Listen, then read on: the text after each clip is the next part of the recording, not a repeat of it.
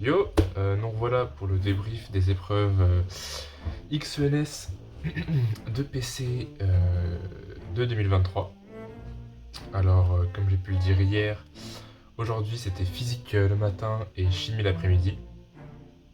Alors, bon, je pensais que c'était un peu plus intéressant de vous montrer les sujets directement plutôt que ma grosse gueule, puisque en fait tout le monde s'en branle finalement. Donc, c'est pour ça que y a cette vue-là, mais bref, on s'en fout. Donc ce matin, physique, sujet assez intéressant qui mixait thermo et électromag. Donc thermo avec le rayonnement du corps noir et électromag avec les effets d'induction, euh, un peu de calcul énergétique et une autre partie on revenait sur la thermo, donc là c'était plus de la diffusion. Quelque chose qui semblait assez classique, mais bon, a priori il y aurait eu une petite coquille dans le sujet, coquille assez grosse d'ailleurs quand même, faut pas se leurrer la face. Bref, du coup, sujet beau gosse, petite couleur, ça s'est pas chier carrément. Donc voilà, qui nous parle du chauffement des métaux par induction. Alors la première partie, les deux premières questions sont assez calculatoires. Ça ressemblait un peu plus à des maths qu'à de la physique, en restait pas grand chose. Hein. C'était dans la question 1, fallait faire une dérivée, question 2, fallait intégrer. Petit changement de variable quand même, quand on n'est pas habitué à en voir en physique, ça peut prendre un petit moment avant de remarquer qu'il faut faire un changement de variable. Bon, ensuite, il y avait quand même pas mal de qualitatifs dans cette partie-là. Donc voilà, donc on nous introduit le modèle du corps gris, bon, qui est un espèce d'entre-deux avec le modèle du corps noir. Voilà, des courbes d'irradiance en fonction de la longueur d'onde. Cette partie-là, franchement, ça allait. C'était pas super compliqué, il y avait beaucoup de sciences physiques, donc je pense que je suis passé à côté de 2-3 trucs quand même. Mais la partie était quand même sympa. Partie 2, électromag. Alors là, je me suis fait un peu niquer. J'étais un peu fébrile sur l'électromag. Hein. On va dire que c'est pas ce que je préfère en physique. Mais ça n'excuse pas tout. À partir de la question 10, j'ai commencé à faire un peu n'importe quoi. Parce qu'il demande d'établir une équation, on ne sait pas laquelle.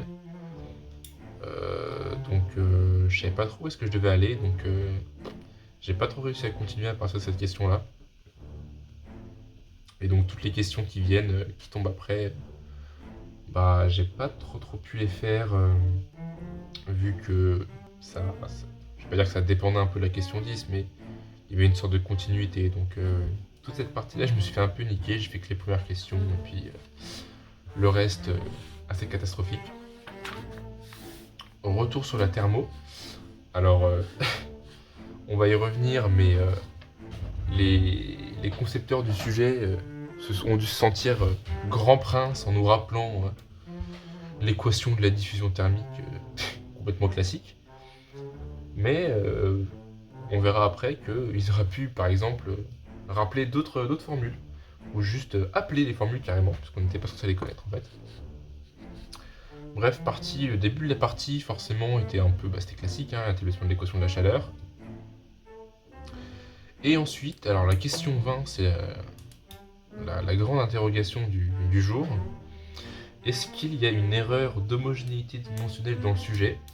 Peut-être, puisque en fait la question 20, elle nous parle de passer d'une puissance volumique à une puissance surfacique. Et pour qu'on puisse passer de la puissance volumique à la puissance surfacique, on est censé intégrer. Et ils nous disent qu'on introduira la notation PS est égal à 2P0 sur delta. Alors, a priori, PS, après avoir parlé de puissance surfacique, ça fait quand même beaucoup penser à PS, puissance surfacique en fait. Mais ils disent jamais clairement dans le sujet que PS est une puissance surfacique. Parce que là, si on fait l'analyse dimensionnelle de la formule qui est là, hein, on se rend compte que PS n'est pas du tout une puissance surfacique, puisque P0 est une puissance volumique, et que delta est homogène à une longueur. Donc ça fait qu'on a une puissance par mètre, puissance moins 4, puissance mètre puissance moins 4 plutôt.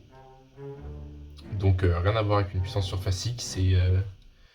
qu'est-ce que c'est? Qu'est-ce que ça veut même signifier une puissance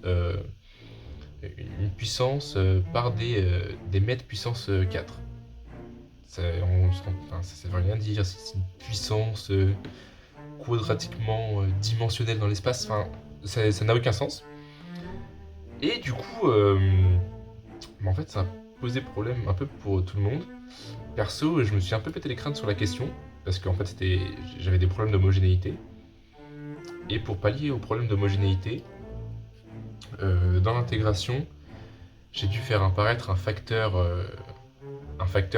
donc delta carré, qui rééquilibrait bien l'homogénéité, et qui permettait d'avoir une puissance surfacique.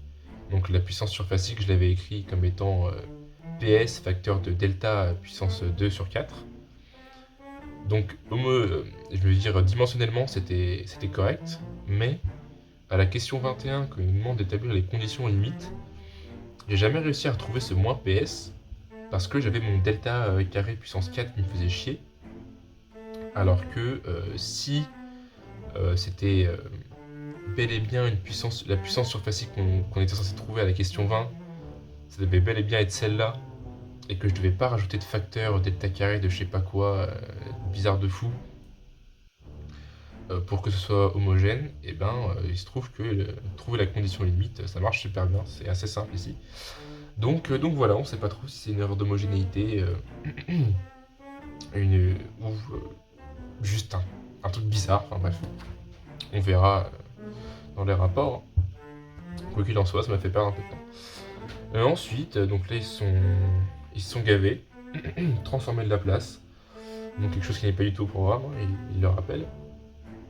Il nous explique vite fait comment ça marche. Et dans notre gueule, on doit résoudre une équation en utilisant les transformés de la place. Alors, je pense pas que ce soit si difficile que ça. Le truc, c'est que, perso, moi, c'est la première fois qu'on parle de transformer de la place si on oublie les cours de SI de première année, donc qui datent d'il y a 2 ans pour moi. Le truc, c'est que, en fait, si on n'arrive pas à la question 22, ce qui est quand même probable vu que pour une grande majorité des candidats, ce sera la première fois qu'ils rencontrent les transformés de la place, et en fait, question 23 c'est foutu, question 24 c'est foutu, question 25 c'est foutu, les questions 26, 27, 28, la question 26, il faut réutiliser les transformés de la place. Alors si t'as pas réussi dans la question 22, ça m'étonnerait que tu réussisses dans la question 26. Donc en fait, il y a quasiment 7-8 questions qui sont niquées si t'as raté la question 22. Et donc par exemple, au lieu de rappeler l'équation de la diffusion thermique que tout le monde est censé connaître en fait, et que tout le monde connaît, et juste donner la forme d'équation qu'on est censé trouver dans la question 22, ça aurait été peut-être un peu plus sympa et ça aurait permis de se débloquer un peu plus des questions. Bon, après c'est XENS, faut bien départager les candidats.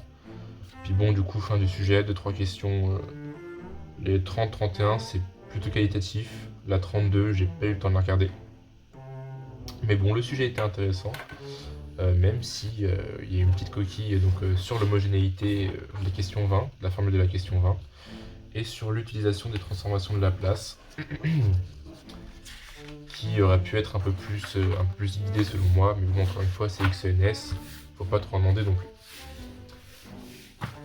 Cet après-midi, chimie A, donc épreuve de 4 heures encore. Là, ça a été une barbarie sans nom pour moi. De toute façon, j'en suis presque à un point où j'ai une aversion assez prononcée pour la chimie. Mais le sujet n'était pas infaisable et on n'était pas bloqué. En fait, le sujet est super long. Il y a 23 pages et au total, il y a une 60aine de questions, 65. Donc bon, pour tout traiter, bon courage, même si c'est possible. J'ai un de mes potes qui aurait, selon la légende, fait qui n'aurait pas fait qu'une seule question, pardon. Donc au début, un peu de cinétique, petite capacité numérique, ils se sont gavés, personne n'avait envie de voir ça, donc, je sais pas pourquoi ils l'ont fait. Euh, Partie cinétique, donc des choses un peu originales, hein. Ensuite, il nous parlait de diagrammes en 2D euh, pour déterminer les degrés de rupture de liaison et de création. En gros, le cœur du sujet, c'était un peu d'étudier les états de transition d'une espèce qui apparemment sont très intéressants à étudier et ils sont très révélateurs. Mais, comme ils le disent aussi dans la deuxième ligne du sujet, c'est extrêmement difficile d'étudier ces états de transition, aussi bien expérimentalement que via des méthodes de modélisation. Donc bon, ça annonçait un petit peu la couleur. On a un peu eu le droit de... le sujet balayait une large partie du programme quand même. On a eu cinétique, un peu de thermo, forcément de l'orga. On a eu de l'orbitalo, donc avec étude d'un complexe de nickel. Voilà, petits fragments. D'ailleurs, c'est complètement immonde. Les sujets sont imprimés en couleur, c'est vraiment joli, mais ça, c'est immonde. Personne n'a envie de voir une molécule comme ça, en fait. Arrêtez. Ouais, tiens, des petites enzymes, complexation d'acides aminés sur des enzymes. Donc ouais, donc toute la partie un peu chimie générale sur l'orbitalo, la thermo. Enfin, j'ai fait des trucs, mais c'était pas flagrant, quoi. Là, cette partie-là, j'ai fait des trucs à droite à gauche, rien de flamboyant non plus. L'orga, ça a été un peu mieux. Au début, là, les questions de cette double page étaient vraiment assez abordables. Des questions assez proches du cours et de ce qu'on peut voir sur des sujets comme CCP, qui sont les sujets que j'ai le plus fait dans l'année. Je suis pas vraiment dans une classe qui prépare XENS à la base. Donc des questions qui mettent un petit peu plus en confiance. Puis là, après, la fin de l'orga, moi j'ai trouvé que c'était un peu plus relevé, donc forcément, ils viennent de mettre quasiment 10 questions assez simples, hein, faut qu'au bout d'un moment ça remonte un peu, même si je pense que c'était pas excessivement compliqué. Je dis que c'était plus difficile parce que je pense être assez mauvais en chimie orga, mais je pense que c'était quand même assez largement faisable sans être trop tiré par les cheveux. Je pense qu'il n'y avait rien de vraiment très très original dans cette partie-là, même si c'était un peu plus compliqué que la partie d'avant. Ensuite, Cristallo. Cristallo, quand on voit une maille qui a cette gueule-là, généralement on n'est pas trop content de fou. Même si en vrai, ça allait.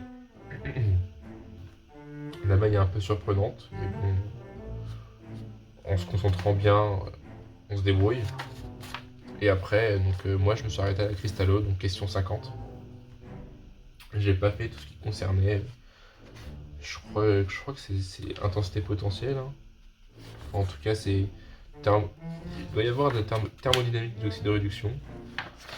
Peut-être un petit peu de cinétique de l'oxyde de réduction, je sais pas trop. Bref, ça j'ai pas trop traité.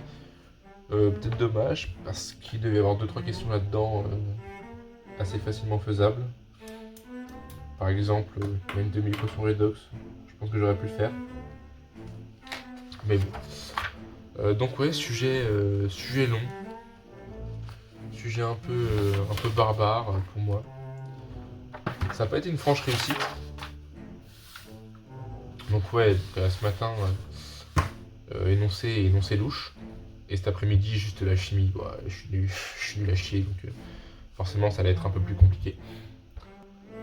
Enfin bref. Demain, on a physique B le matin et anglais l'après-midi. Jamais fait l'anglais, jamais fait d'épreuve d'anglais typique CNS, donc ça va être un peu freestyle. En anglais, je me débrouille, mais bon, si on n'a pas la méthode, souvent ça coince. Donc sur l'anglais, on a une synthèse et un texte d'opinion. Synthèse, je sais, j'en ai quand même fait parce que c'est l'épreuve quasiment de base sur tous les concours à part Amine. Mais texte d'opinion, bon, on verra ce que ça donne, hein. Je pense que je vais faire un peu comme on fait en colle. Enfin bref, voilà, je vous tiens au courant, puis à demain pour le prochain débrief.